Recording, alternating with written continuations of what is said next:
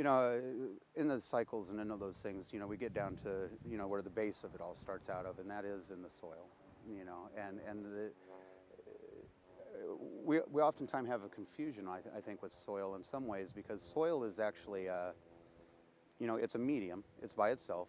By itself, it'll grow plants, but it's not alone. Like I say, all cycles cross each other, and what you find inside the soil is benefited because the trees are breaking down, they're turning into it. The rocks are being broken apart, they're getting into it, but these are supporting more than just one habit. There's like, well, billions literally of, different things going on, from mycelia to bacteria. So, like one of the beautiful things about soil is soil houses mushrooms, fungi. Fungi be growing all through the forest.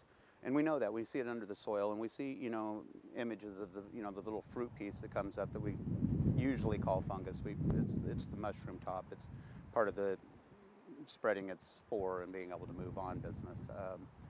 But there's more that we don't realize, and we're just now starting to understand as we watch nature, and that's that, every tree, every plant, and most of the bacteria and insects are all actually plugging into that that fungal web that's going throughout the ground, almost like we do with like the World Wide Web.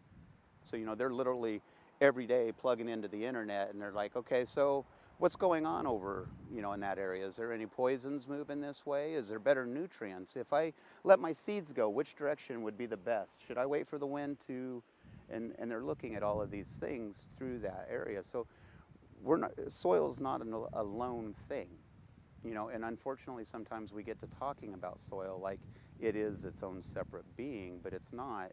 It was made so that it could bring life, and not bring life just to plants, but to be able to bring life to everything that was going on inside that soil web. And that, is so much to do with, nematodes and the worms and the frogs that are, living across it, the plants that are feeding out of that water, how that's holding that business. But it's also just important about that relationship between each one of those. Soil by itself wouldn't be soil if it wasn't for the rock breaking down, if it wasn't for the tree breaking down.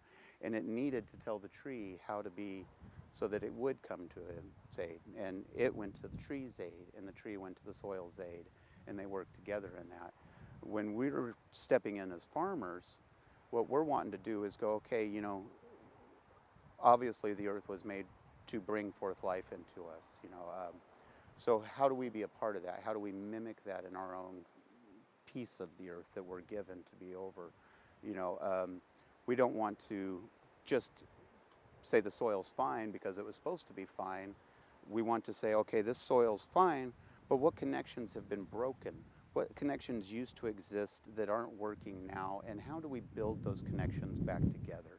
And that might be as simple as, covering it with a thin layer of some kind of light mulch, grass mulch, anything, leaves, those things all work great. And then that doesn't just keep the moisture into the ground, but now that allows for the worms who are now into that moisture and the like, they start to move over. They're like, this is cooler, this is a nice spot to be in. They bring trails, and they bring their,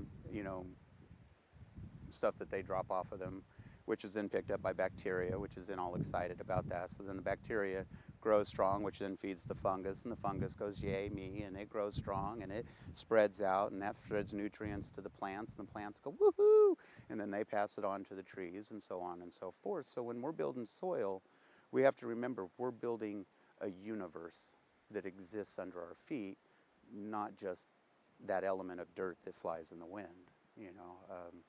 Without any one of these pieces, they're not a whole, and they were created to be a whole.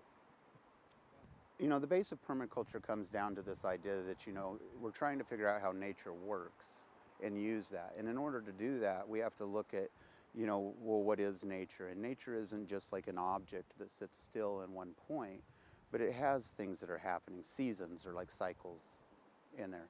So, one season the tree grows up and it puts out the leaf so that it can, be able to soak in the sun, but in the winter it doesn't have enough energy to do that. It knows it doesn't have enough energy to do that, so it goes into a dormant state, and it drops its leaves, and the leaves fall down on the ground, and then they start to pick up leaf mold, and they break down and they hold down the leaf or the weeds and the things that are growing around the tree.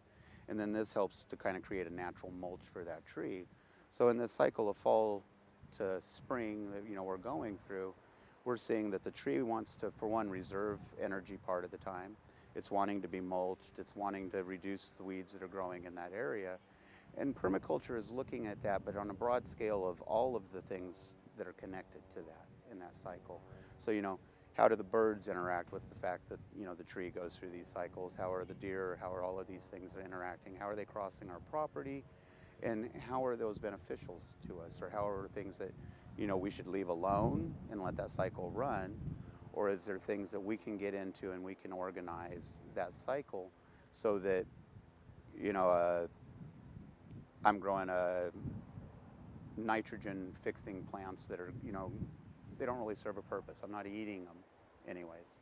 I'm not selling them, but I'm dropping them and I'm putting them on that bed that is growing all my food, that is growing all of those other things, So they're getting to that point where people are starting to look at the more of the broader picture and how are each one of those cycles working together, because no cycle circles in like a singular circle.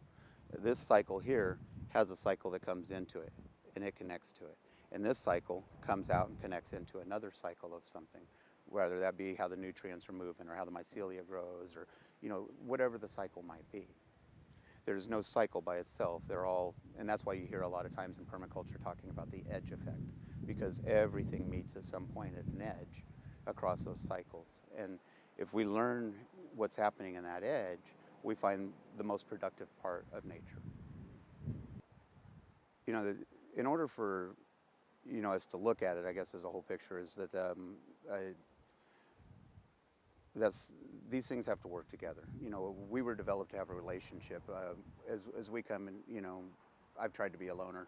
It doesn't work. We were meant for that. A lot of people say we were meant to have a relationship with the divine. All of these things have always called us to relationship, and that's what we're trying hardest to understand when we get into farming and the like, is that all of these things are a relationship going on. It's not one solitary island.